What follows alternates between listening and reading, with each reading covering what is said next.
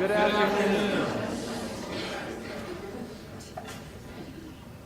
We're excited that you are here and that we have Rayman Boozer here from New York. I'm Darren Brooks. I'm one of the professors in the Interior Architecture and Design program. And today is particularly meaningful for me for lots of reasons. One of those reasons is because with Rayman today we celebrate the 20th year of our speaker series, which is pretty incredible. I brought Rayman through our portrait gallery of designers and architects who have visited campus, but starting in 2004 we've had an amazing journey, and I think when you take a satellite approach to our program at Utah State, this is one of those things that makes us unique and makes our program stand out, and we have gotten much recognition, not only for the program, but most of all for our students. And we have brought in an amazing collection of friends, most importantly, because design is about relationships. And although many of you are within our majors, I know some of you are not. And I think today will be an interesting foray into design and architecture. And we're going to have a really nice casual conversation about design. And this is kind of a tradition we started a few years ago with Sheila Bridges in the performance hall, where we just sat down and had a conversation. And it was this day that Caleb Anderson was here for his first time. And the students were all assembled. We were on the 9th floor of the business building, and I got a call, and it was Sheila Bridges. And I'm like, well, I have to answer this. And Sheila said, I got your invitation, but I'm only coming on one condition, that I don't have to give a keynote address. And Raymond's response was identical. He's like, the project, that's all good, but the keynote, not so much.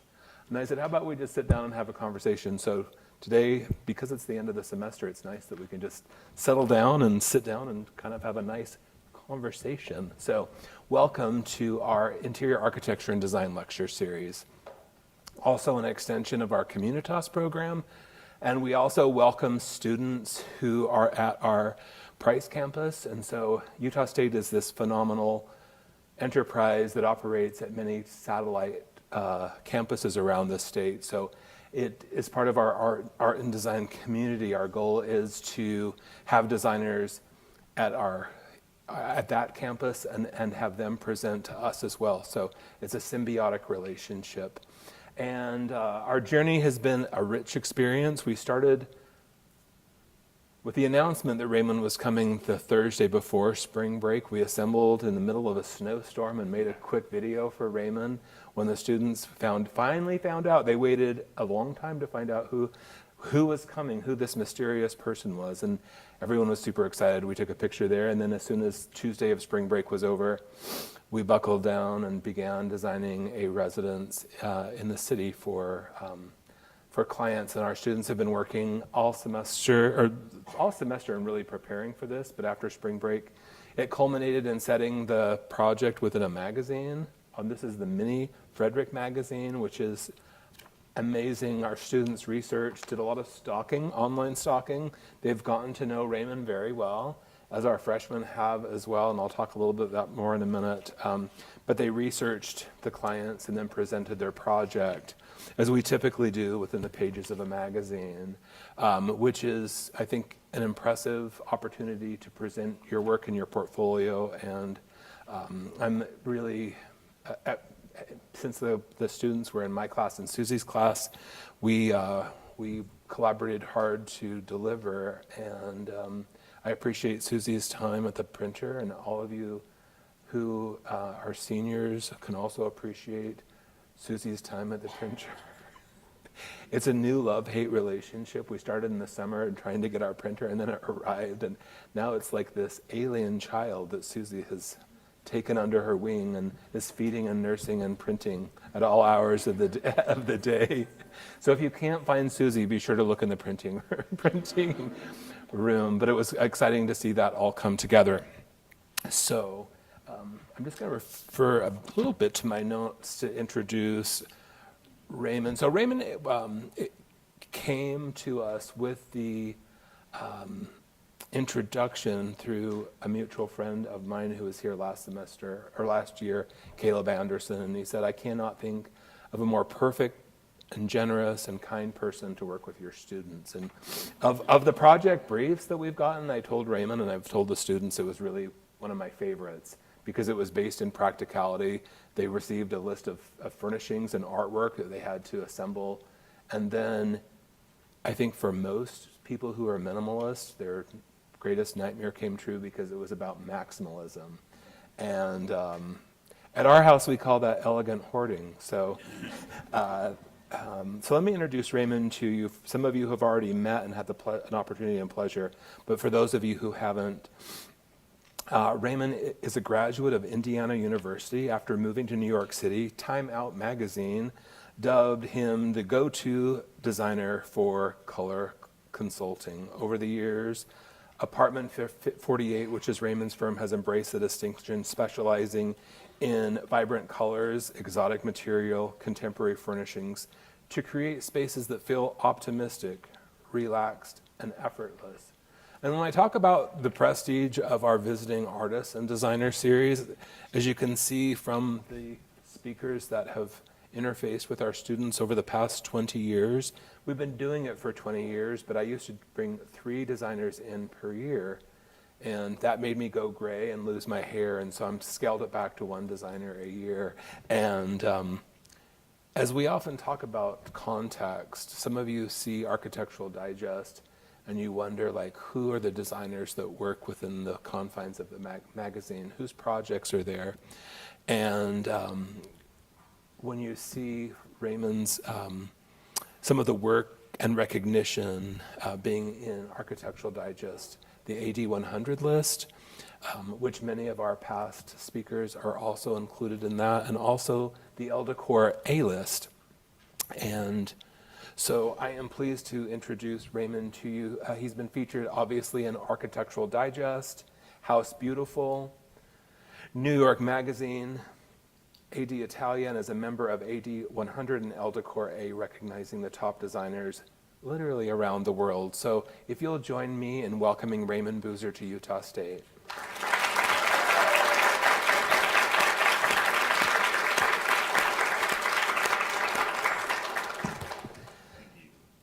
Stephen and I have been binging the morning show, so I hope I do my interviewing skills well, Rayman. So.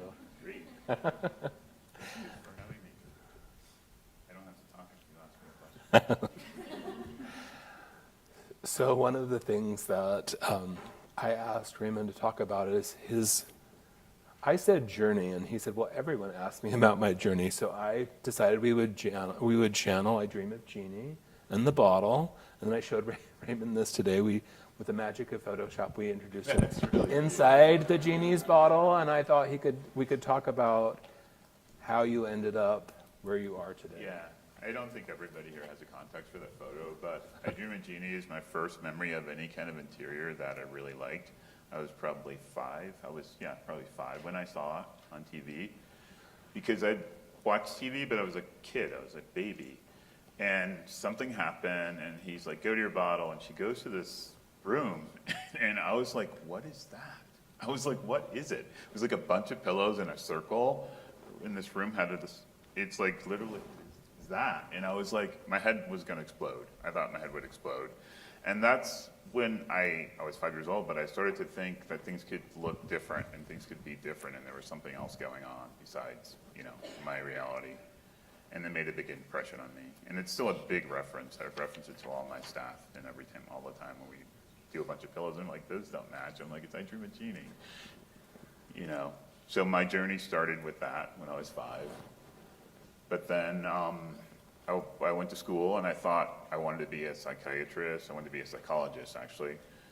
So that lasted like 1 month. And then I thought I should study fashion, because I've always loved fashion. Like, I started doing fashion when I was in high school, and I was like, I'm going to do fashion, and I'm going to be like a big fashion person and work at Vogue and all this stuff, like in the movies. But then I was taking fashion classes, and I took an interior design class because I thought, I didn't know interior design was a thing, but I always liked like decorating my room and stuff like that. But I didn't know it was a job. I had no idea that people actually got paid to do it. And I was like, interior design, that seems like I might like that because I buy all those magazines and I read, you know, design magazines. But I didn't know about the designers. I didn't know it was a business. And I took the first class, and after the first day in the first class, I knew it was my destiny. Even the professor, like I talked to her like afterwards, and she's like, you were meant to do this. It was just like something about, I understood like the innate, like I understood the rules right away when she explained them. The first day she explained scale and symmetry and all those like basic design tenets. And I got it all right away. And there were like maybe 40 people in the class. But of course I was sitting in the front row. And I was like, just like absorbing everything. And after that I took more design classes and I switched to interior design. And I was like, this is my destiny. Like now that I know it's a job. And while I was at IU, I was like you have one, design assistant. So I was the assistant to the design department, and I, you know, was in charge of getting fabric samples and things like that for the university, which I think I did a good job of that. And once I graduated, I moved to New York 5 days later, and I thought, it's so funny because I was such a big deal at my school, and I thought, I'm gonna get a big job, it's gonna be really glamorous and everything. It was a big deal at IU in Indiana. But I go to New York, and I was like nobody there.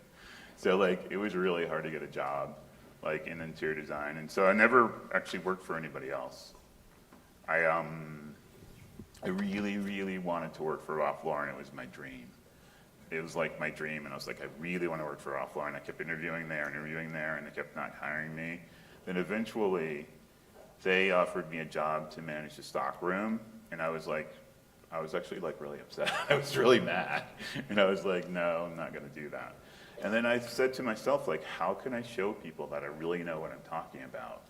And I thought about it, and I was talking to Annette earlier about the universe and how it's always trying to help you. I was sitting in my apartment one day, and I was thinking about how all the things in my apartment came from a store. And then I said, what if the store was the apartment? And that's why my company's called Apartment 48, because then I opened the store, and the address was 48 West 17th. And I thought, I'll open a store. And you asked me before if I was nervous talking in front of people. I didn't want to deal with clients one-on-one. That's why I thought a store would be a good venue for me to do my design. And people can just come and see what I did, and they would like it and just buy stuff. And it actually did work. I mean, people liked it, and it was really popular. It got a lot of press in the beginning. Press used to matter a lot more before like the internet really took off. So magazines were really like running everything. And New York Magazine was the first to come, and then Haute Decor, and then everybody else followed and made the store more popular, and people started to ask me to do interior design. But then I think in like 2006, my apartment was on the cover of Haute Decor, and that changed everything, and that made it like obvious that I was an interior designer. I mean, I had a design degree all along, but I wasn't practicing. I was really doing retail when you think about it. And this cover changed my life. It made everybody come to me and start like hiring me. We had like so much work. It was like 3 of us at that time, and it was like insane, you know. But this was my apartment, and I spent like almost no money doing that. Like I put everything together myself. It's so funny because when they were photographing this, I knew it was going to be a cover. I was like, there's going to be a cover. I knew it, and it happened. So this kind of stuff does happen sometimes. Dreams come true. Well, they come true all the time, but sometimes they come true for me. So that worked out. And then once I started to do that, you know, I just decided that the retail part was too much because I was doing retail and interiors. And interiors was really carrying the retail. And I just started doing the retail. I stopped doing the retail and I started doing the interiors full time. And that's where we are now with Apartment 48.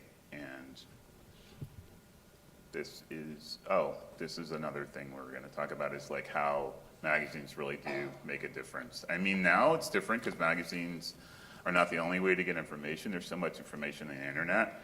And I'd say I get published a lot on the internet. You guys found a lot of stuff. And I think that those stories reach more people, but people in the industry still value things in print. And if you have things in print, like private clients and people who have hired interior designers in the past, they feel like print matters to them. So like if you can be published in a magazine and it's in print, you know, and we're talking about people that are like 40, 50 years old, they care about that kind of stuff, but they're the people with the money that are gonna like hire you for residential design. So getting in print still is relevant, even though nobody buys the magazines. And if you can get a cover like this, then it's even better. because it's like a third-party recommendation. So this might be an interesting segue in, obviously, having, being in the color issue of House Beautiful. Talk to us a little bit about curating color. What's your process? Yeah, we talked a little bit about this before, and I think that people call me like a color expert, but I wasn't a color expert in the beginning. I made a lot of mistakes. I made a lot of mistakes with color. I'm like, you know what happened is Time Out Magazine came to me when I had my store, and they said, you know a lot about color? Because in my store, I would paint the rooms different colors, and then every like 4 months, I would change everything to a different color and a different theme. And so I was always painting and doing like different things, but I was just really experimenting with color. I didn't know what I was doing. And they're like, you're an expert with color. Why don't you do this article about color consulting? And so I did. So I went to one of the editor's apartments, and I picked up colors, and she painted the colors, and she wrote about it. And New York went crazy. People just started calling me. They're calling on the telephone, like actually like on the landline, because there's like nobody had cell phones back then. That was like probably 1999 or something. Cell phones weren't that popular. And hiring me for color consulting. The more I went to people's apartments and picked colors for them, the more I realized when I made a mistake and when I hadn't. Like I never really saw the result. It didn't matter. They just like paid me to say, oh, paint this blue or pick this color. And I had a fan book, and I would pick out colors, and I would say paint the ceiling white or don't or whatever. You know, one guy hired me to actually pick out white paint, and that was really kind of funny. It was really kind of funny because I picked out 2 shades of white that looked really basically the same. But once I started to develop my mistakes and turn them into like, oh, these things work together, like blue and green work really well together, you know. And I said earlier that I was influenced by a lot of great designers like David Hicks and like Albert Hadley. And David Hicks is like notorious for doing like orange and pink and red and things that don't really belong together. But there's a way to mix those colors if you can do it in the right combination and you tie it together with something else that's like going to like calm it down. I think that over time, it's taken me a long time, but over time I've developed like a color palette that I like and maybe everybody doesn't agree with, but I do lean on blue a lot. Blue is like my favorite color, so any shade of blue I like, you know, like from like a teal, which borders on green, to like aqua, to like sky blue. So I use blue as a base for a lot of my projects, and a lot of people come to me, it tend to be people who like blue. You know, purple is probably the hardest color to get people to like, but some of my clients love purple, so I do a lot of purple with people who like it, and purple and green. I think that I do some black and white, but it's hard for me to do just like black and white without doing something else. Like I kind of need that color to make like a little bit of like spark or happiness or something. But one of the projects we saw today where the base was black and white, I thought was really impressive.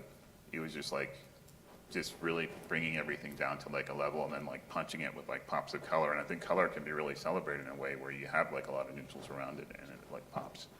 And another project was like all white walls, and I thought that was really nice with like greens. I think calling myself a color expert is only based on experience. It's not based on anything else. Like I didn't wake up and know what I was doing. You know, I made a lot of choices and I made some mistakes, and I got some things really, really right. I mean, I did an apartment on Park Avenue recently, and we did like this blue living room that's like lacquered. It is like really beautiful, like sky blue. It's called Windmill Wings, and it looks like heaven. I think it's one of the prettiest rooms I've ever done. And it's just paint. You know, it's paint on the ceiling, on the walls, and the millwork. Everything's painted, all the trim. You know, just keeping everything consistent. You know, and everything one color. Do you ever surprise your painting crew? I do, because I'll tell you one thing that contractors say to me all the time. They say that when you sent me these colors, I thought you were crazy. And then when I see them, I had a huge, like when I was working first at AOL, my first big commercial job was for AOL, and I was working with the AOL Yahoo before they merged. It was AOL and Verizon. And the contractor would not paint the ceiling gray. I just wanted to paint the ceiling gray, and he's like, we don't do that here. All the ceilings are white in this building. And it's funny because if you go there now, every ceiling is gray. Because I started painting the ceiling gray, like 10 years ago, and I convinced him that was a good idea, and he said, I thought this was going to be the most insane thing, but it makes sense because it's so cohesive, because the walls just go up and wrap the ceiling. And you think it's so obvious, but he was like really resistant, and I was like, you have to do what I say. These are my ideas. It's on the finish plan. It was a fight, but he did it, and he loved it, and it was like my first project, and everybody loved that. And they hired me again and again and again. I worked there for like 10 years. But yeah, many contractors say to me, I thought you were crazy. Same thing with my upholsterers. Like, when you sent me this fabric and you told me to put it on the sofa, I thought you were crazy. I get that a lot. I get it a lot because these are all ideas that are out of context, so we're doing something new or different or something that they haven't seen. You know, a lot of my influences are like Bloomsbury, like London and stuff like that, where you're mixing patterns and doing like things like that all the time. But most people don't know those references, so they're like, they don't know what I'm doing. It's like, you know, this is one of my longtime clients, and she wanted a white living room, and we do lots of color in this house. This was an Arc Digest. There's lots of color, but I let her have that white living room. And I told her, you know, I was like, I don't know if anybody's going to want to publish this because it's going to be really boring. But it did get published, and it also was AD Italia. It got published like 10 times now. So she was a little bit right, and I was more right, because I think if we would have done a color, it would have been published quicker. But it got published. But yeah, that's how I use white, I guess. When people make me, that's basically when. Oh, that's pretty too. That's the guest room. It's a crazy stripe wallpaper. This was a room where, we're not supposed to be talking about these rooms, are we? This is where she wanted a room where her husband's parents could come and stay and they wouldn't think that we were crazy. But I wanted to do this really cool like headboard with this like Trisha Gilt fabric anyway. And I think it's pretty, and I think the parents liked it. It's quiet, it's like traditional, but it has that punch that I always do, you know. But it's basically like a gray and white room with like a little bit of purple. No one likes to stay in a boring guest room, right? Yeah, I think her mother-in-law is not like her favorite, so she was nervous about her liking the house. This is a really beautiful powder room. It's a Timber Species wallpaper. I love anything from London. Timber Species is one of my favorite like wall coverings. And I actually got to meet the whole team when I was in Paris like last winter. They're really great people. They're actually from Ireland. I didn't know that, but they were really cool. And we had some drinks and stuff. And I learned more about their business. And they're a really small company. There's like 3 of them and like really running everything. We use them a lot. And they've done some custom stuff for us too. This room, it reads purple, but it's actually blue. It's interesting. It's a color called Flower Box, and it's actually blue. But like I had this curtain with purple in it, and I had to. This is so hard because this was during COVID, and everything was closed. All the showrooms were closed. I had this little swatch of this fabric from like Belgium. I think it's Creation Balmain. And I couldn't go. I went to the D&D, and the showroom was closed. I couldn't reach anybody, and I emailed people like crazy because she had to have this fabric. We had to have it. And it took about a month to get somebody to respond because they'd shut down too because of COVID. And they finally like shipped the fabric and we made the curtains. And I thought this blue color was the perfect color because it does feel purple, especially in the way it's photographed. And she likes purple, so it worked. There's lots of Trisha Gilt stuff too. This is so funny because every time I have a client who like hires me many times, my husband always says, "You spend too much money on pillows." And I said to her husband, "We'll reuse these pillows." So in their old loft, we had those pillows around the bed, and we reused all of them in this bedroom. I was like, "See, Steven, I'm reusing pillows now." It saved you like $600. So funny. And then a black and white kitchen. Yeah, so she has this fantasy. She's obsessed with like Athena Calderon, who I love too, but I told her, if we do things that look like we're copying other people, it's not gonna get published. But I did it differently. Like I wanted to make the kitchen black, and I convinced her because she was wanting a white kitchen and a white living room, and I was like, no, we should do black. So this color is Midnight Dream, which is really, it's like a dark, dark, dark, dark, dark, dark navy, but it looks like black, so it's black. And I don't usually do black at all. Like I don't really wear black, and I don't really do black. But I did black mullions around the windows, and it just worked. I think it's one of my favorite kitchens I've ever done. And I had to convince her, and the architect, because we had to have an architect because of that, it's a brownstone and it was like falling down basically, and we had to gut the whole thing and build it back. He really wanted a white kitchen too, so it was like a fight, and we're like back and forth, and I was like, I need this kitchen to be black. I'm insisting, and all the millwork, all the trim around the windows, and the staircase and everything is black. It's the same, and all the doors in this house are black. I don't think there are any photographs of the doors, but all the doors and millwork are all black, and the framing around them is white. It's really pretty. So I'm very proud of that, even though it's not the color thing that you expect me to always do. It's still me. Like, I think it still has that friendly vibe that I'm always trying to convey. Hopefully I'm successful, I don't know. And, It's a beautiful kitchen. yeah. So obviously you have a variety of clients, commercial, residential, maybe a bedroom, maybe a game room or a kid's room. Yeah. What's your process? Where do you start? How do you bring your clients in? What does that look like? Yeah, well, I always start with a concept. But one thing, like piggybacking off of what we were just said before, is I never want to make a space that doesn't feel like it's friendly. I don't want people to ever feel like they're not welcome in the space that I'm creating. So I always start with an idea, like a concept, a fantasy. It could be inspired by a movie.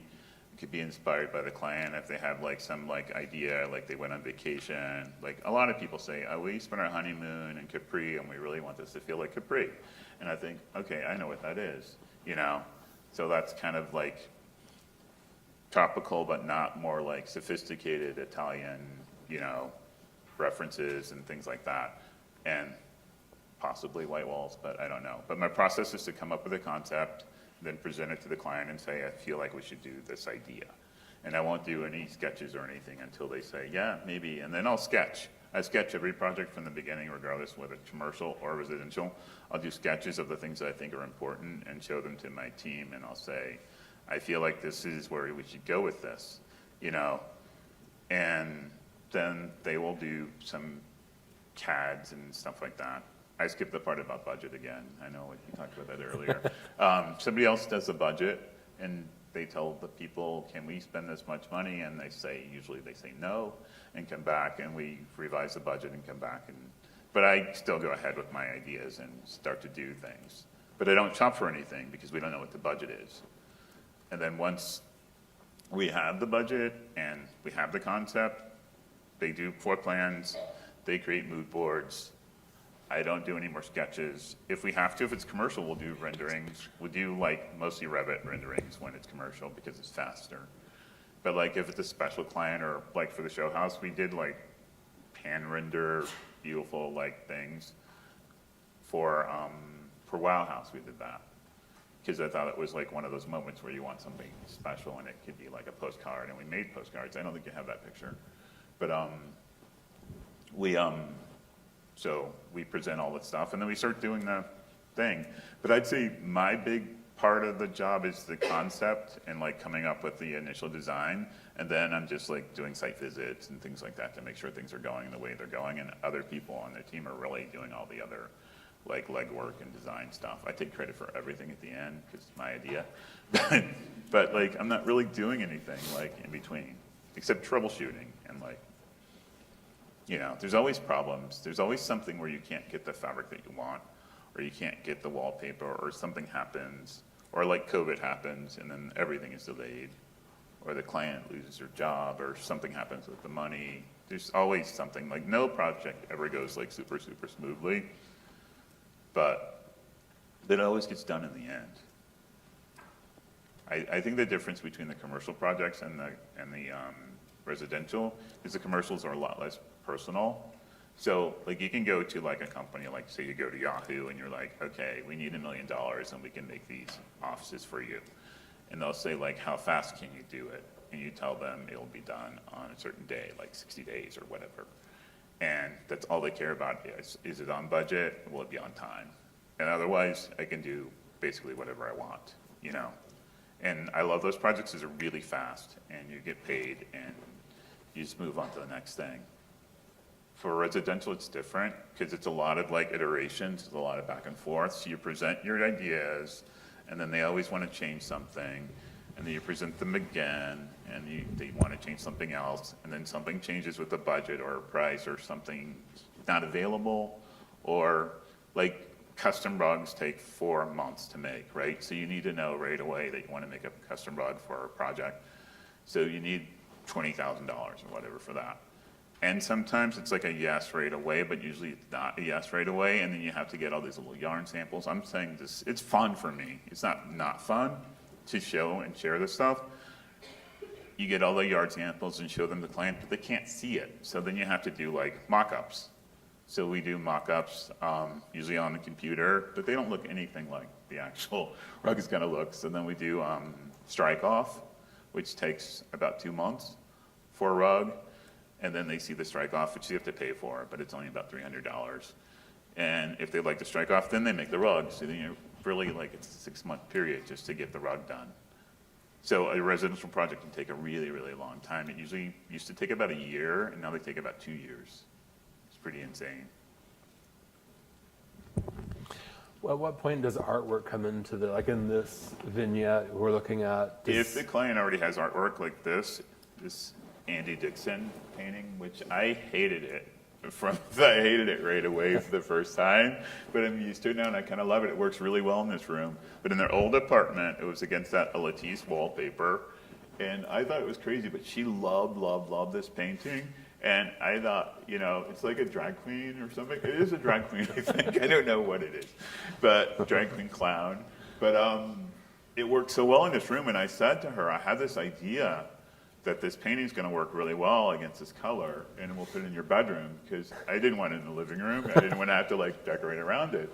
But it worked really well, and we had this like custom fireplace made, because all the fireplaces, everything in this house was so old, it just had to be redone. And it just looks like it's meant to be there with a chair. That's a chair from our old apartment too. I reused that chair. It was covered in like Trisha Gild fabric, and we were able to reuse it. I think it looks like it belongs there. And this was on the cover of like Luxury Properties magazine. I just noticed that the other day. That's why I didn't send it to you. I knew about it, but I forgot. It's stunning. Here's a different client type working with a family. What's that like? Yeah, this is one of my longtime clients too. So I've done like 5 or 6 projects with her. And she's also president at AOL, so she brought me in there, and that's how I got all those Verizon projects. She's great. She's the CEO of Rent the Runway. That's how I got that Rent the Runway thing too. This family, I love them. They have this house in the Hamptons. During COVID, they were living in an apartment. They had a penthouse in Chelsea, and their kids were like 5 and 7 and 9. And they were like stuck in this apartment, and so they just bought a house in the Hamptons. They're just like, we're just gonna buy a house in the Hamptons. They bought this beautiful house, and they said, we want you to decorate it. So during COVID, I would go out there and pick out things. It was a really beautiful house. It was done by like a really renowned architect from the Hamptons, but I can't think of his name. But he's done a lot of these houses, and the bones are really, really good. I mean, it was only like a 5-year old. So it was like not run down or anything. So it was a lot of blue and white. She loves blue and white. This is her basement. It's a basement game room. This is another example of one of those rooms where nobody ever goes. But like, it's really, really pretty. I did navy sofa and navy walls, and then I think it's Anne French wallpaper on the ceilings. But the kids are supposed to play down there. But like, why would you when you have like this house that's like 4 bedrooms and you have all these other spaces to go? And plus, there's a beautiful pool outside. This was in Architectural Digest. This is when I was first on the 8100 list, so I think that was 2021. And that was awesome for me. It was a big deal because I had shot this apartment with a photographer, and I sent it to AD. I had sent it to El Decor, and they didn't reply. But I sent it to AD, and they called me within a half hour, and they're like, we want to publish this, but we want to reshoot it. So then they paid to reshoot the project again, and they did that whole like thing, and they put me on the 8100 list. It all happened at once. It was like a whirlwind for me. And that's a big deal, to be on those lists. Because there's so many designers, I think in Manhattan alone, there are like 35,000 interior designers, or people who call themselves interior designers, but they're not, necessarily interior designers. So to stand out and be on a list of like 100 people that people say, you can trust these people, you can hire these people. I mean, the magazines are vouching for you. That's a dining room, that's a Thibaut wallpaper. This room was a lot of fun. It was like, this was really very simple project because it's really all about the wallpaper. The wallpaper is doing all the work in this whole house, really. And the furniture is like nice. It's like nice furniture. We reupholstered the chairs and stuff like that. But nothing has any provenance or anything like that. It's all like, it's a summer house. It's like a weekend house. So it's all like stuff you can mess up. I think we use wisteria for the living room sofas. I don't think you have those pictures. But it's all like wallpaper in each room. It's different. And we basically wallpapered every single room in the house. So we used 13 wallpapers. Yeah, 13 wallpapers. And it was a lot. And we did it in 3 months. Like I just said, projects take 2 years. This took like 3 months because they had to live there. Like they were really dying to get out of the city and they wanted to be out of the city for the summer. And we started in May. So it was like May, June, July. We were done in July. It's like pretty wild.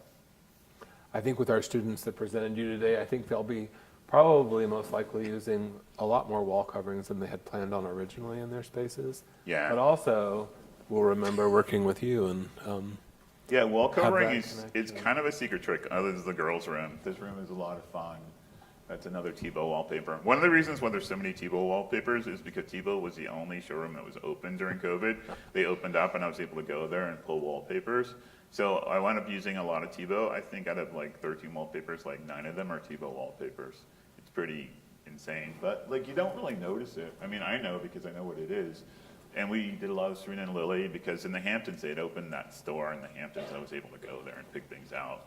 And we reupholstered the bed, headboard, and we did Peter Dunham fabric, which we ordered from LA. And we did like these really pretty little balances on the windows. I just did the sketch with a scallop and a fringe, and our poster, you can kind of see it in the corner. He like made it, and it turned out really great. And I did that for they live on Gramercy Park now, and I did it for their new apartment too, because she's obsessed with it. This is the kind of client who once they like something, they like that thing and they want it every time. It's like, Rayman, I want you to do that again for the girls. It's like, again and again and again. Oh, there they are. God, do they keep their room that so tidy? cute. Yeah. Raymond's Yeah. coming, hurry, clean your room. They're so funny. Like they can hear me, like my voice is like really low. They can hear me when they're getting home from school. It's like, it sounds like Raymond's here. And during the photo shoot, they put those papers on the bed, and the photographer said, "I want you to sit on the bed and draw." And she's like, "Mommy's not gonna like that." So they wound up doing this dance. It was great. It turned out really good. Very proud of it. Here's another wallpaper. But it's a nice house. It's very Hamptons. It's very straightforward. Like there's no surprises. It's not what I typically do, but I like doing this, and I like this client a lot. You know, it's hard to like move her outside of her comfort zone. She loves blue and white, and we to do blue and white a lot. Oh, there they are. Yet another wallpaper. That's the living room. Oh, that's my old client. Those are the pillows I told you about. I reused those on the bed in the other apartment. Yeah, this room was like all purples. Like she loves purple. And I said, let's just do all purple. It's like a little nook off the office, like a little like den. And that's actually like a day bed covered in like a purple mohair. It was just like everything purple. A little jewel box. Yeah. And that's the living room. God, that was such a long time ago. That looks like some of your projects today. Yeah, because it's a loft. This is kind of like, yeah, a lot of you people did that. You people. A lot of you did that. I think you did a great job. There's that painting again. I was like so against it, but I'm like, okay. But I love that wallpaper. The wall covering's really great. And this too. This is one of my favorite kids' rooms that I've done. It's a wallpaper from Brooklyn. Flavor Paper is this great company from Brooklyn. They print the wallpaper there, and it's like really cool. All right, let's talk a little bit about the business of being in design. It has its obviously good points. It also has the challenges. Sometimes I've posed this question before as the good, the bad, and the ugly. Yeah. There's a lot of good to this business, but I think like when you look on Instagram, like you look at my Instagram, it seems like everything's like super glamorous. And there are like a lot of glamorous components to this job. Like every party you go to, they're gonna give you champagne or something equivalent to champagne that they call champagne in America, like Prosecco or whatever. And there's always gonna be like people dressing up. It's very fashionable. So it's kind of like in a movie, like how I imagine like it would be to be like glamorous New York. It's like that, but those parties last for like an hour and a half. And the reality is like, it's like you're getting clients, you're doing things, you're going to meetings and you're going to sites that are not very clean, you know, and you don't want to bring your designer clothes with you and stuff like that. I think that one of the things about working for yourself, and this is like, somebody asked this question earlier before anybody got here, like what should they do? You did, right? I think working for someone else when you start out is a smart thing to do, because I think being on your own, there's a lot about business logistics and financials and things that you have to deal with, and it's a learning curve. And since I didn't work for another firm, I didn't learn those things until I made those mistakes. And then I was like, oh, now what do I do? You know, I know a lot more now. I know that starting out, I advise everybody, work at another firm and make those mistakes with other people's money. You know, don't make those mistakes with your own money, because some things are not easily fixed.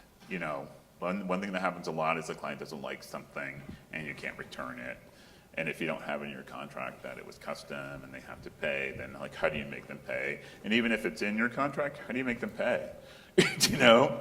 So sometimes a designer will get stuck with that. But a lot of times what will happen is if you work with good contractors and people like that, you can like split the cost of these errors, or if they're not errors, they're just like errors in judgment, you know, because the client has changed their mind or something like that. We actually reworked our contract recently to include things like that, so that we don't spend a lot of time making choices the client doesn't approve of and then won't pay for, and we'll say like, if you don't like this and we spent time on it, you still have to pay this amount of money, even if we don't do it, and then they sign it. So then at least they know, so maybe it won't come up. You know, maybe that won't happen. Maybe they won't do that.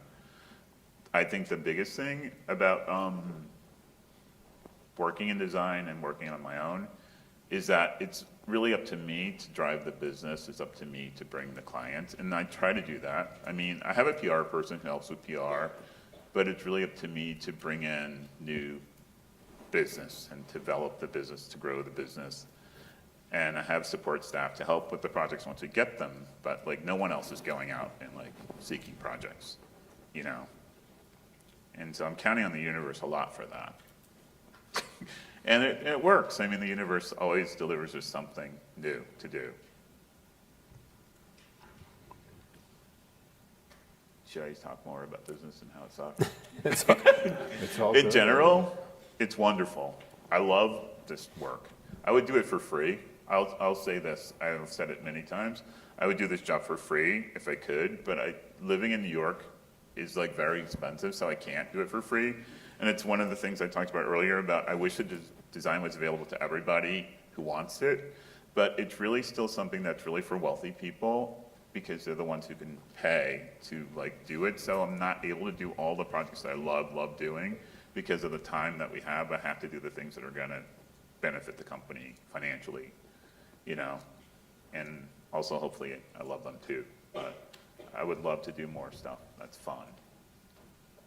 Not that anything's not fun, because some things are. Oh, you're showing that with the horses, it's cute. That's it, this apartment we did during COVID. And that's the one that I told you, we never met the clients.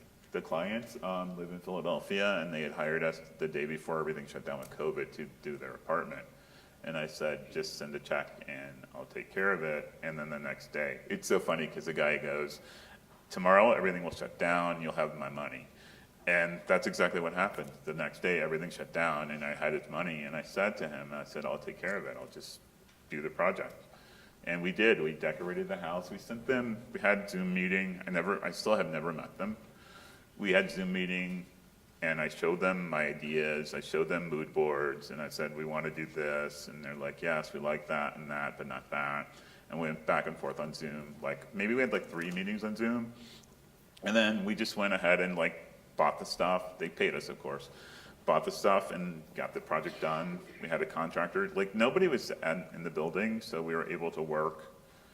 There was a COVID restriction for like 2 months or a month. But then after that, we're able to work and just do the project. We did it in about 3 months. We did a custom banquette. I think there might be another picture, I'm not sure.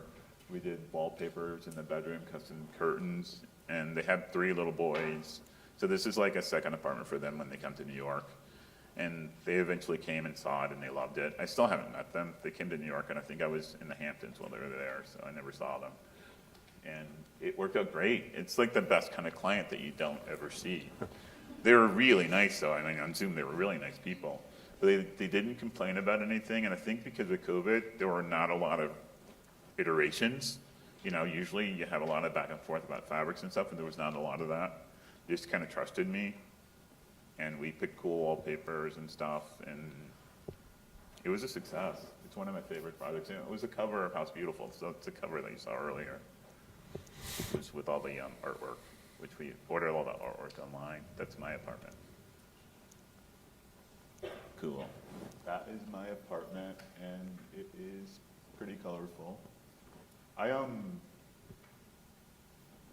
been there for a long time. I think it's interesting because it looks like I like vintage, and I guess I do like vintage, but like everything is really new. Like even the dining table and the chairs are new. I noticed that, you know, like we were talking about Sister Parrish and Albert Hadley. I noticed that they use a lot of the Louis XVI chairs in like all of their interiors, and she really started this like country in the city thing, and I think that was a big influence on me. So I like the idea of the chairs being rustic, and I had them reupholstered in a Thibaut fabric. It seems like I like Thibaut a lot. I do like Thibaut, but I think I like it because there's a clean background and the color really stands out. It's usually like white background and then like color on top. But I like, in my own apartment, I like blue. So I like things to be a little bit soothing, but I like the idea of the French furniture mixing in with like everything else. And that's one thing I think I take from Parrish Hadley that I still use all the time. That's also my apartment. That's my kitchen. So funny. Somebody drew this in their rendering that was really nice. I like that a lot. This is like an Italian marble. You know, my apartment used to belong to Joe Jonas before I moved there. It's cool. It's true. That's one of the reasons why I took it, because everybody like who worked for me at the time, it's different people now except for Kevin, they're like, Joe Jonas lived here, we have to take this. You have to. And I'm like, okay. And I used to get his mail all the time. It's pretty funny. But like my neighborhood is a lot of celebrities, so they're like celebrities like all around me. So I feel like I can't move now because, you know, I'll have to leave all the celebrities. But like, I was gonna say, I didn't pick that marble. It was already there, so I think Joe Jonas. This is my favorite place in my apartment. This is where I drink my coffee in the mornings when I drink coffee. And I just love this. And the artwork. It's like all my favorite stuff like around me. And that Romo fabric on the sofa. That's another time the upholsterer thought it was crazy. Ah, it's my closet. Wow, that's cool. Yeah, I have a lot of clothes. My closet's really kind of small. There's another side that you can't see that's all like bags. I have a lot of bags. But I have like probably like 100 shirts. I have like an issue where like when I'm not, and you're gonna ask me about like balance, like time and stuff like that. But when I'm not working, I'm shopping. That's what I do. I shop like basically every weekend. I shop a lot, and I like fashion a lot, so I buy a lot of clothes. I have more clothes than I need now, so I'm kind of like on like a moratorium on shopping. But it's kind of my favorite hobby. And when I go to cities, like I travel a lot. When I go to a city, I always go to the stores and see what's new and what I can get there that I can't get other places in other cities. I'm like kind of obsessed with it. We share that in common. Yeah, this is a show house we did. This is my first show house. And I really like this picture. It was in New Jersey, and I had never done a show house before, and I had no idea what I was doing, but I had a lot of ideas about what the show house should be. So based this whole room on the Bloomsbury Group, and I picked the colors based on like, there's that famous photo of the fireplace that's all hand painted, and it has like purples and oranges and greens and stuff. And I pulled all the colors from that, and this was based on that idea of like living in like a communal house with like a bunch of artists and writers, and I like it. A rug company rug. there's several of us who are obsessed with this cloud Fornacetti Oh wallpaper yeah, with yeah, the columns wallpaper. and- Yeah, but you know the wallpaper, unfortunately I didn't know what I was doing when I ordered it, but you have to order like different sets. And so the pattern wasn't matching up, so I was just like, just put it up there. That's why like the clouds are not matching on the sides. But you know, on our website we photoshopped that out so it looks perfect now. It's a bad storm. They sent you the wrong copy of it. So when we were talking about potential dates for Raymond visit, we had talked about dates in April, and one of the dates was next week, and he said, I can't do that because I'm a co-chair for a big event. And so one of the things that you have been very involved with is giving back. Yeah. And I thought if you could talk a little bit about Design on a Dime and what that kind of entails and what Yeah. it means to give back.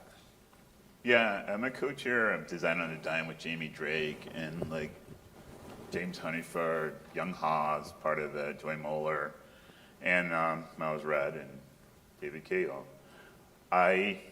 It's a really important charity for me because they are supporting people with HIV and AIDS before anybody else was helping them. Like a lot of people are being kicked out of their homes and things because they had AIDS, like back in like the 80s and like early 90s. And my like youngest brother actually, he died from AIDS. And so it was really important for me to do something to like sort of give back to him and to other people like him. And people, they also deal with the issue of people who don't have homes. Because what happens a lot is like people are on the streets not because they want to be, but because they don't know what to do, or people get like hooked on drugs and they lose their apartment.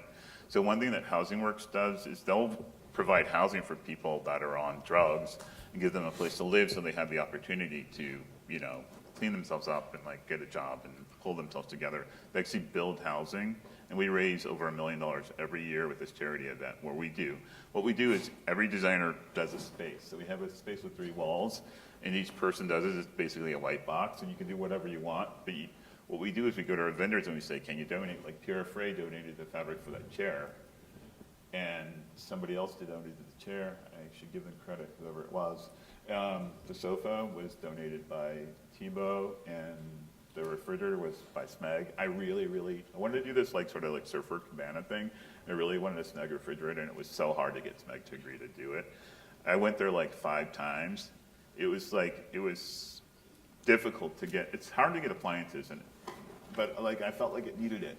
But they didn't give up. It's so easy to ask for money and help for other people. It's different if you're asking for yourself, but for this charity, I really believe in it. So I went back like so many times. I was like, I need a refrigerator. I need an orange refrigerator. I have to have it, you know, until I like shamed them into like giving it to us. I did. I shamed them into it, and they did.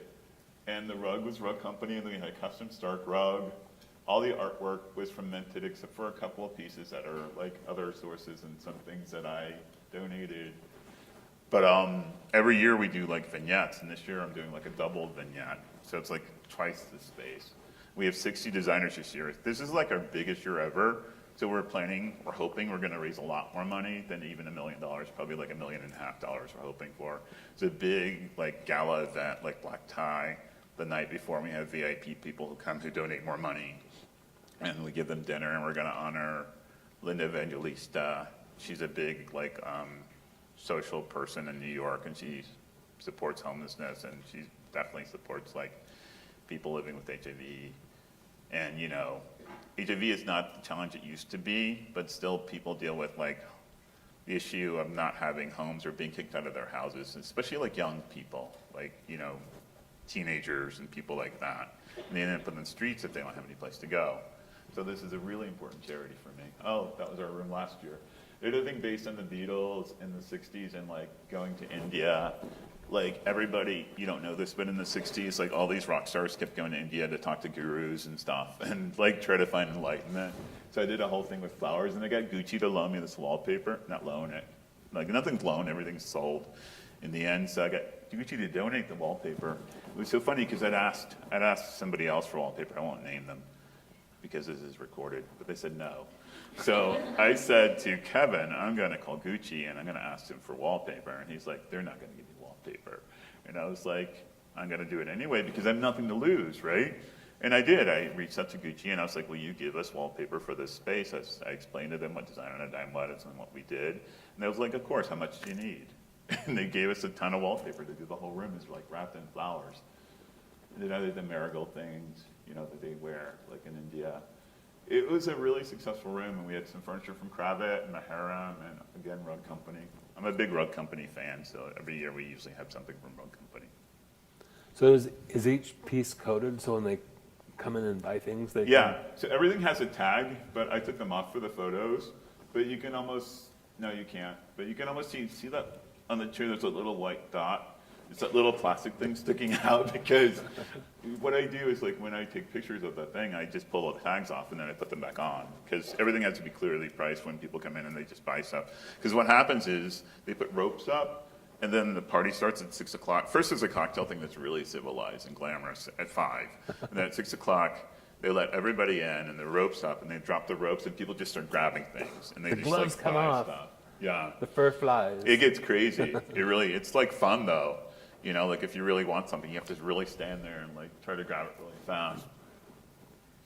It's a good charity, and it's a good cause.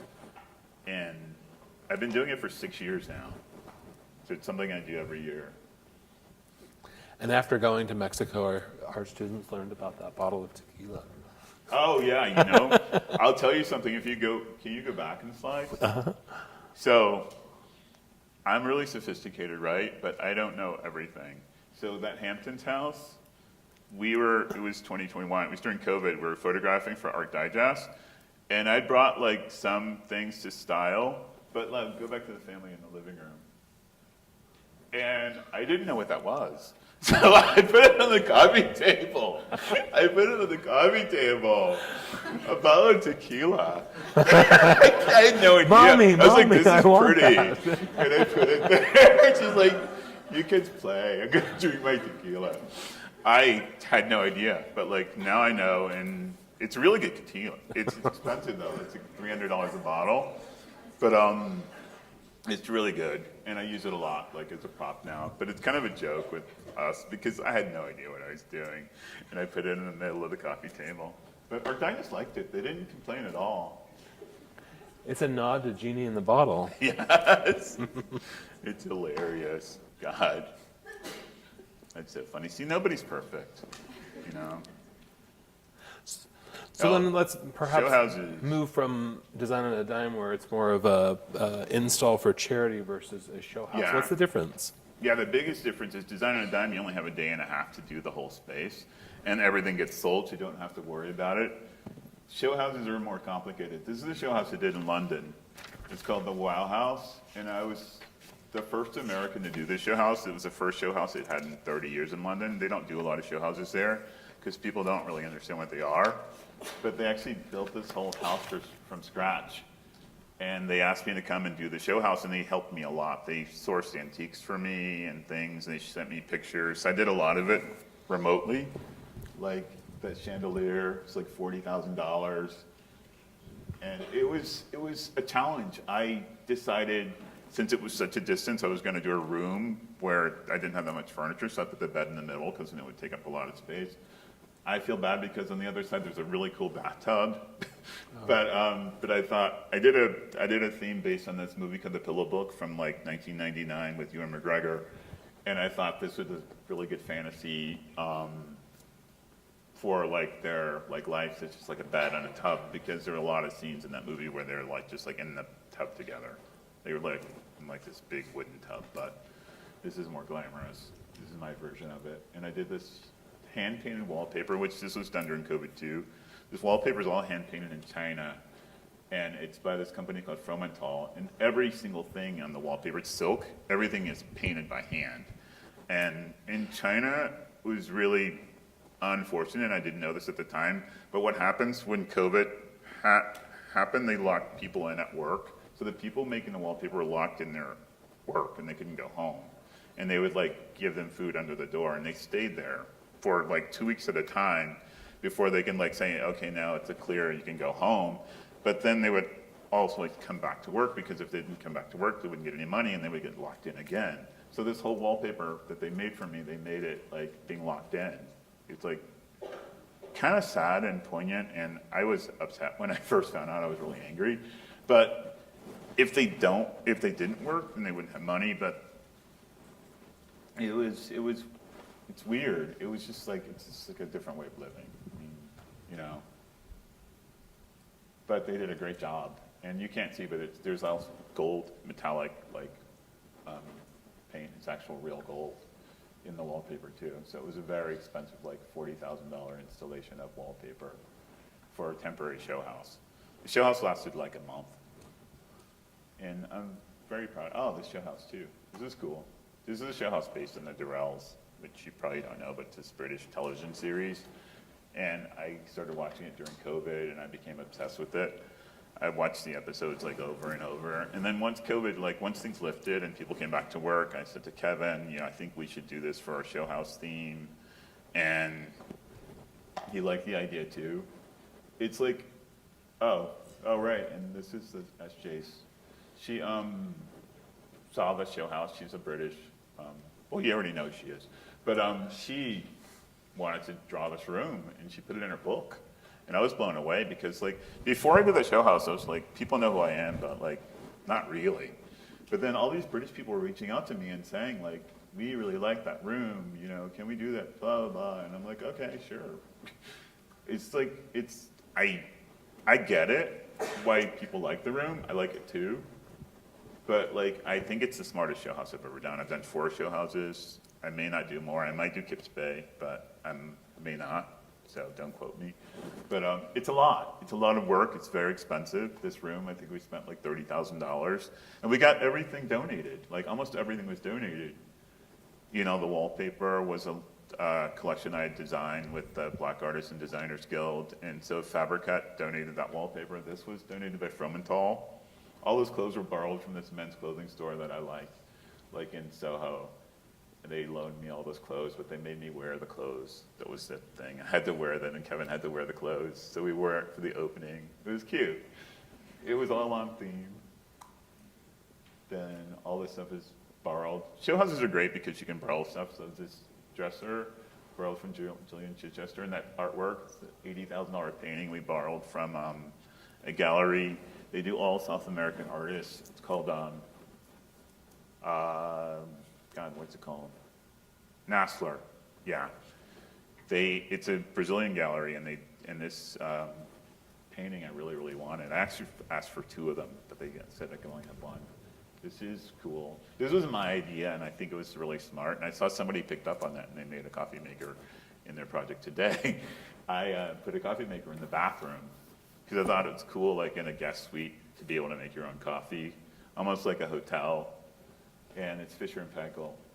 And I did millwork all around it. This is also made by a Brazilian company. That's the show house too. I like the show house a lot. I like that you have so many pictures. I did custom vanity. Oh God, that's another show house. This is my second show house. That was Hampton's. Hampton's show house for Traditional Home magazine. And this was Serena and Lily. I didn't know you had all these pictures. Wow, cool. So Serena and Lily. I too have been stalking. Yeah. We did this last year for Christmas. Not this last year, but like 2022. They wanted us to do a holiday room. They didn't want us to call it Christmas. They wanted to call it holiday, so we called it holiday. And I did this room, and I asked them to let me paint the ceiling and do all this wallpaper. We had to use all Serena and Lily stuff, and I did it, except for the props. The props and things were things I found at flea markets and things like that. But like primarily every accessory and everything else besides the fishing pole and the hat are products that they sell at their store. And I think I did a great job. And it's like that country vibe that I said I don't do. I did it again. So sometimes I do it. But I grew up on a farm, so I know how to do that. This I love. That's the show house that I did. This was based on The Talented Mr. Ripley, which is one of my favorite movies too. And I thought, like, what would it be like if we modernized it, like, for today? And I did all white walls, but I did a blue ceiling. This is one of the few times I've ever done, like, just white walls. One of the reasons I did it is because there's a rule in show houses that when you leave, you have to pay to put everything back the way it was. So it's to go back to white anyway. So I thought, at that time, it was my second show house, I thought it would be smart, because the first time I did all that Romo wallpaper in New Jersey, and I had to pay to have it all taken down. So I thought I'm going to do all white, and I'll just have to pay to paint the ceiling. It worked out really great, actually. Plus, it was pretty. It felt like Italy to me. It was blue and white. It's like Capri and that whole vibe. I thought it was great. And the closet. This is one of my favorite wallpaper companies is Carrie Brown. It's a great resource. She's in Australia, but she ships everywhere, like internationally. I recommend her highly. She's a wonderful person. I met her in Paris at Maison Objet, and I buy a lot of wallpaper from her. Oh, there's Kevin. This is Design on a Dime. This is fun.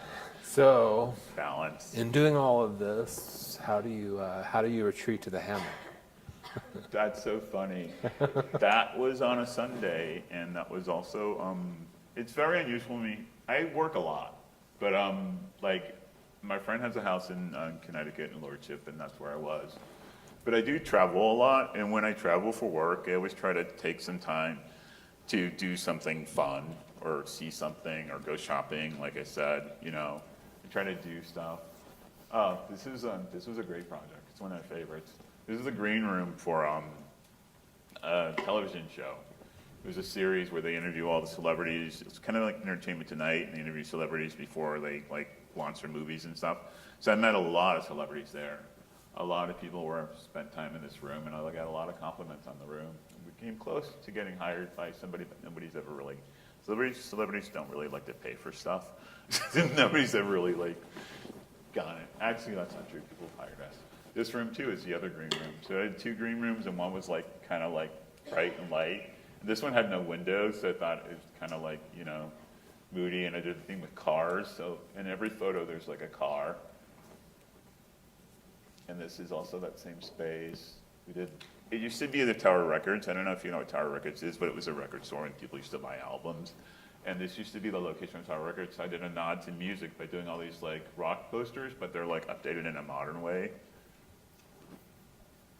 And this was a coffee bar I did for Verizon. They wanted to give all their workers free coffee, so we built a coffee bar. This is also Verizon. Conference room. Like everything has this basic gray, and then I added like a little bit of color, you know. But like I said, I could have done it whatever I wanted because nobody really approved the finishes. But I thought, you know, I want to make it friendly, but I want to make it like still like a business place. And I designed this whole like wall thing with magnets. This is me too. This is Tumblr. I did Tumblr. I've worked with Tumblr twice. They're not my favorite clients. They're not rational. I don't know. They're not my favorite, but they pay. We won't end on that slide then. We get it on Tumblr. We are going to open it up with our remaining time left. We have just a few minutes for some Q&A. But before we do that, we've alluded to a couple of gifts Oh, we really? have for you. What's happening? Which we are most excited about. So, because you're at Utah State, we have a theme of Aggie blue. Oh, I like the color. So, we Wow. have two different themes. We'll start with the first one. Maybe I can have the 6 students come up who prepared this. I'm going to let you open, and then we can share with the group what this is. Wow. Not to put you on the spot or anything. What is it?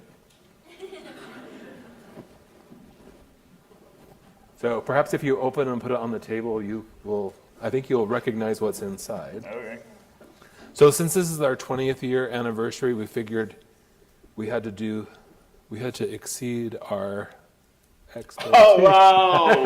Oh, my God, I'm going to cry. These are those things. These little Altoid things, they're really good.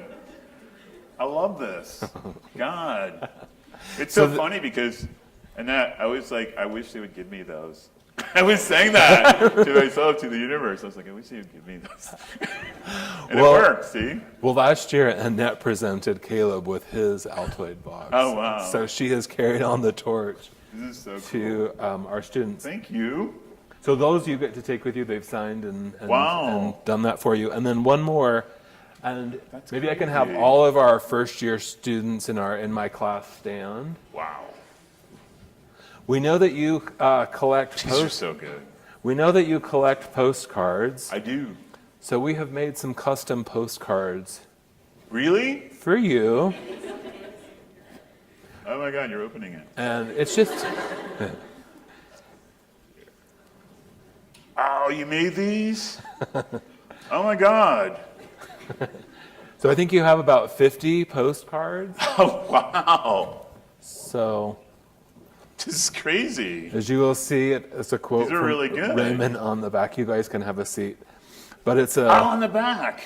so all of the images that you may have seen from your portfolio, they have masterly produced for you as God. their little individual works of art, and this can be a part of your postcard People, these are- collection. I don't even have words. These are really, really good. And it's so thoughtful and sweet. I will just say that I was very happy to see my FedEx package on my porch last night. Oh, wow. Well, nobody has to know. They just came. This is such a good idea. Wow. So now that we've got that part over, we can open it up for a few questions and Questions? answers. Does anybody have questions? I know we've been together for some, but some of you haven't, so ask away. Hi. Hi. How do you, like, use a lot of antiques and things like that? Obviously, you can order fabric samples and make those work, right? Yeah. But how do you use things that are already existing that you can, or that you're not going to customize, and then have it all show up one day and be the space sale because I can't bring all those to your office? But this is great. Yeah, those will work.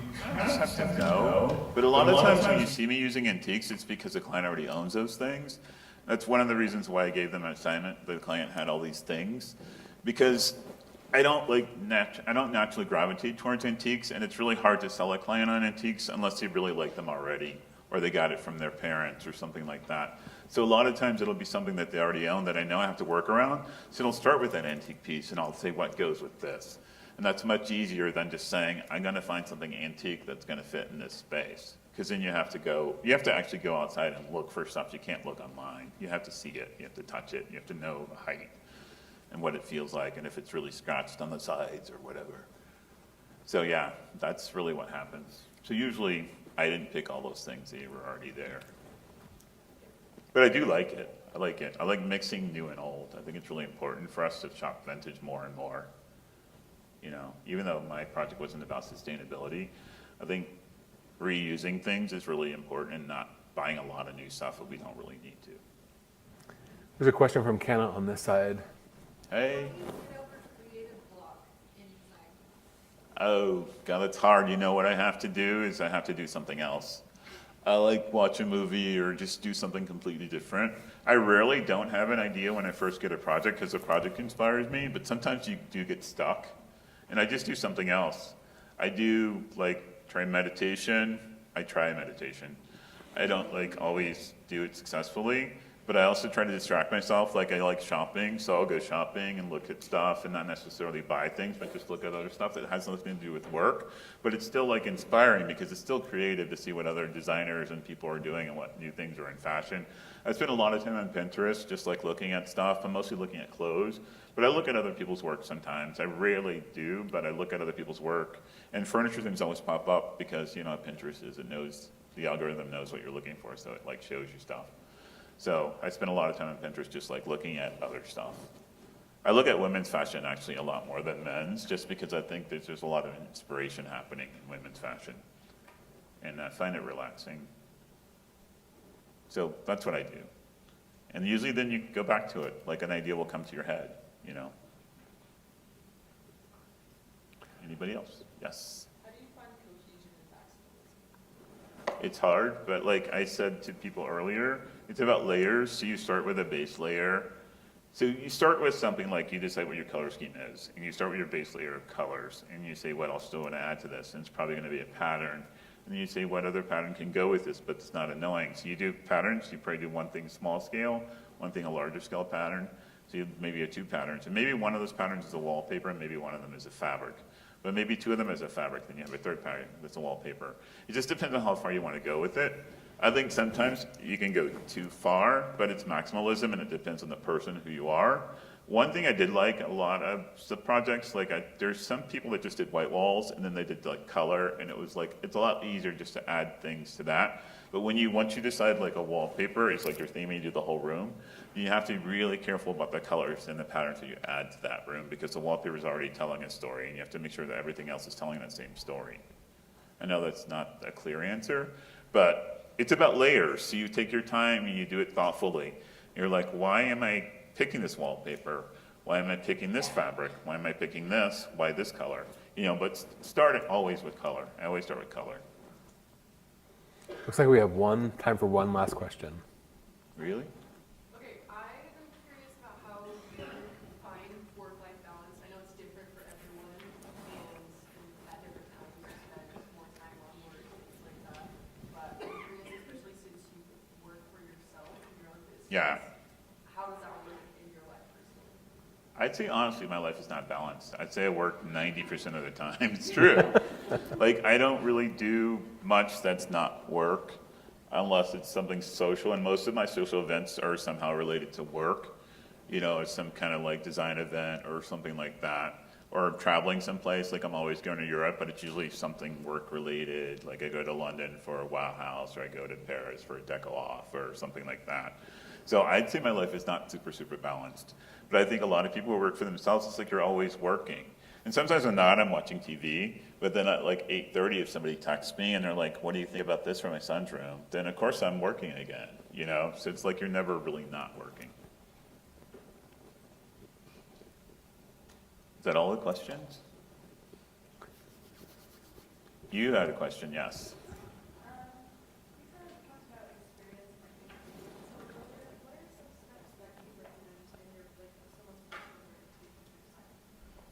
Well, the one step I said is to first try to get a job with somebody else. But one of the things I said to everybody else earlier this morning is I really think it's important to develop your point of view. It's really important for you to decide who you are as a designer and what you want to say aesthetically to people so that you can present it very strong. I'd say a lot of the interns that I work with, a lot of people that come to me, they're not very vocal about what they like and what they want to convey and what their dreams are. We have an intern right now who's really clear. He likes brown, and he tells me all the time, I like that one. I like that one. So I know, he's going to pick the brown thing. And it's good to have that so you know where you stand. But you do it because you're practicing right now. You're practicing who you are, and you're developing a style. If you want to stand out and be an AD100 designer, you have to have you have to make a statement. You can't just do those white rooms with gray rugs and stuff that everybody's doing, because it's not going to set you apart from anybody, unless your clients are really, really wealthy and everything is really, really valuable, But everybody knows how to do that because it's easy to mimic. You have to not have a gimmick, but you have to be able to express yourself in a way that's different from the way that everybody else is doing. But it has to be authentic. It can't be fake. Does that make sense? It's really important. I really think it's the most important thing is to have a point of view. We are unfortunately out of time, but so fortunate to have spent this time together. So thank you all. I hope that you found this conversation. Thanks for my gifts. Yay.